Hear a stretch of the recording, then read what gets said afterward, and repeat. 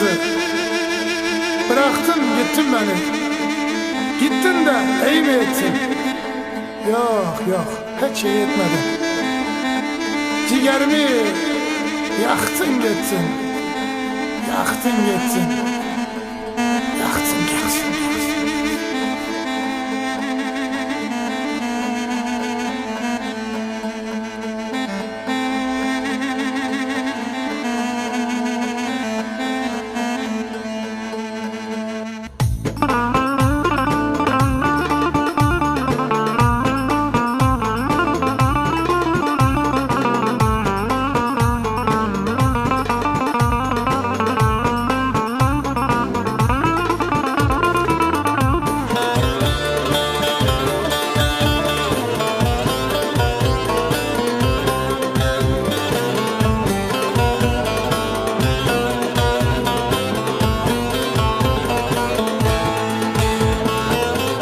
Tut elimden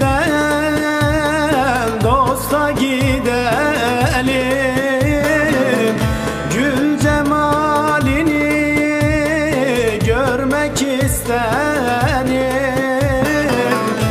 Aşıklar halinden biraz anlarım.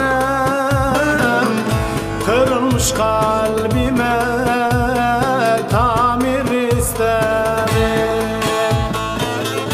Aşıklar halinden ben de anlarım.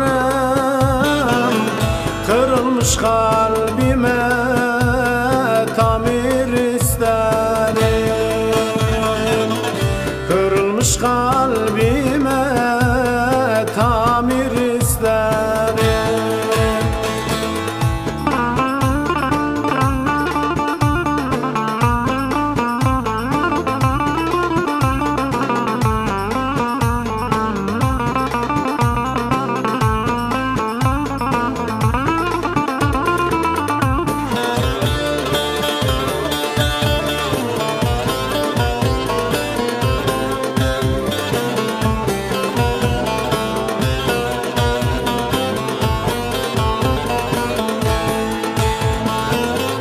Dost elinden bade doldur içelim.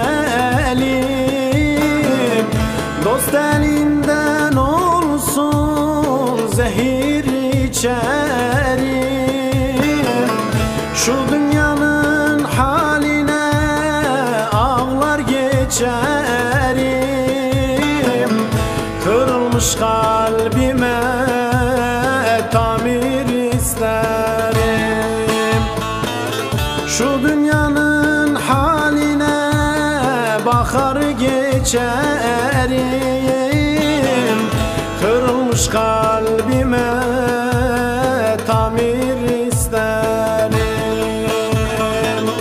Kırılmış kalbime tamir isterim.